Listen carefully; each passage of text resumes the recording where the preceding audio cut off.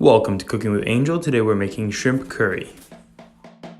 What we need for the shrimp curry are 2 tablespoons of canola oil, half of a sweet onion, 2 cloves of garlic, 1 teaspoon of paprika, a tablespoon of yellow curry powder, 1 teaspoon of granulated ginger, 1 teaspoon of cumin, 1 14-ounce can of tomato sauce, 1 14-ounce can of coconut milk, and last, 1 pound of cooked and peeled shrimp.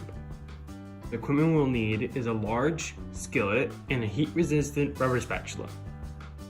Our first step will be to heat the oil and to cook the onions until they are translucent. Once the onions become translucent, we're gonna let them sit for about 2 minutes just so they cool down, and we're gonna go ahead and add our seasonings and our garlic. That's our garlic.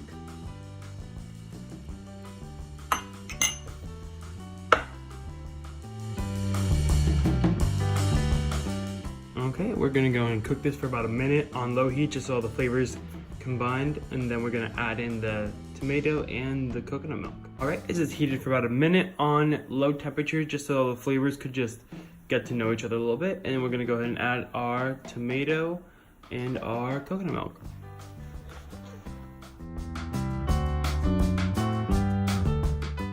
All right, this is gonna go ahead and get heated up for about 10 minutes, and then we're gonna go ahead and add the shrimp.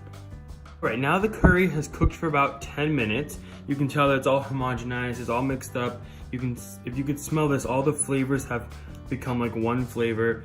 I went ahead and added chickpeas. That's the good thing about curry. You can add almost anything and then just keep adding different things. It makes the flavor completely different, or the texture with chickpeas is a little bit crunchier because chickpeas have a bite to them.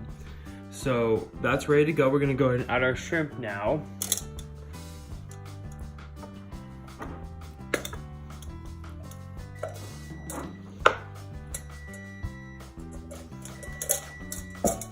All right, I've added the shrimp. I'm also gonna add a little bit of cilantro. Now remember, the chickpeas and the cilantro are just optional additions. You don't have to put them in there. You can make it just exactly the way I've told you, and the recipe will turn out perfect.